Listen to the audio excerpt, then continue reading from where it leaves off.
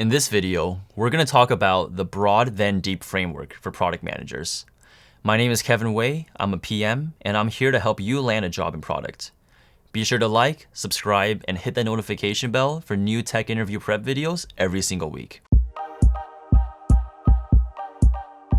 So often, PM interviewees feel lost when it comes to which framework to use. I recommend never over-applying frameworks. Don't just follow a method because it's the method that some book told you to follow.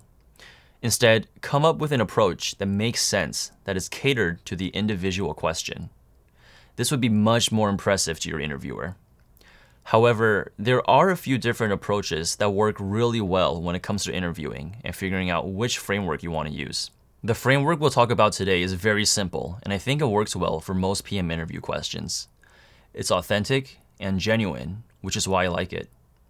It's 2 steps. You go broad, and then you go deep. What I mean by go broad is that you enumerate or list out a bunch of different options that you're considering and give more information in context about those options. After you do that, you go deep. You pick one of those options and you talk a lot more about it. Talk about why you chose that option. What are the pros and cons and trade-offs that you considered? Let's take a look at an example so that you can get a sense of how this works. Let's say you get the question, which Google product do you think will be the most successful in 10 years? It's kind of a random question, but just to give you a sense of how you might go about using this framework, you might start by saying, okay, let's first think about some Google products that might be valuable candidates. For example, YouTube, Google Search, Google Photos, maybe even the Android operating system. After enumerating some ideas, let's go through and talk about them a little bit more. Maybe YouTube is a really interesting one because we see that video is the future of the internet. It's more immersive and engaging than purely reading or listening. So I think that YouTube is a really good candidate. When it comes to Google Search, of course, this is Google's backbone. Users will always be interested in asking for and requesting search information. For Google Photos, as we mentioned earlier, photos and videos are quickly catching up to the popularity of text-based answers. Google Photos is an interesting stake in the future because it has so much private data and has a foothold in a really important space for users, which is their digital privacy and their space online. Users store information about themselves, what they like, what they dislike, personal information, etc. There could be a lot of potential with Google Photos. Now, when it comes to Android is a very powerful operating system, and it can do a lot. Its usage is growing rapidly. It's possible that Android will continue to power a lot of devices in the future. The growth potential is huge, especially as more and more users around the world adopt mobile technology.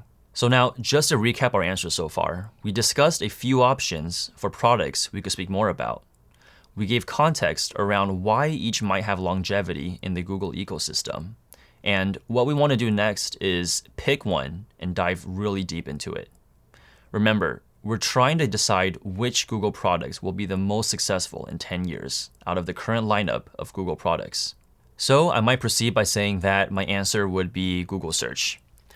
We could talk more about YouTube and its impact on the world of video, but at the time of recording, there are more and more YouTube competitors. It's not clear that YouTube will be around in another decade. Instagram and TikTok are huge in user-generated content, and we also have platforms like Netflix stealing mindshare. Whereas Google Search remains relatively untouched. Let's talk a little bit about a few others. Google Photos might have a digital privacy vault kind of appeal, but it still doesn't seem like a widespread user need as much as Google Search. Maybe Android is a really good candidate as well, but again, there are other operating systems in the space like iOS. It's unclear how much Android will be able to gain market share over iOS in certain markets, especially as economies develop. So it's not clear that Android will necessarily be a successful product a decade from now, but it could have been one we chose if we had more time to explain our thoughts. At the end of the day, I would say based on competitive advantages, it seems like Google Search has the best chance at being the most successful product in 10 years. It has the ability to stand out from its competitors, it's currently a dominant market force, and it's also the backbone of Google's ecosystem. Another point worth mentioning is that updates to Google Search, with voice assistance and integration into smart home devices, could make Google Search even more of a powerhouse in the years to come. And there you have it, a sample answer for the broad then deep framework. In general, what you want to do is to enumerate your options, pick one that you think is the best out of the bunch, and articulate to your interviewer why you chose it.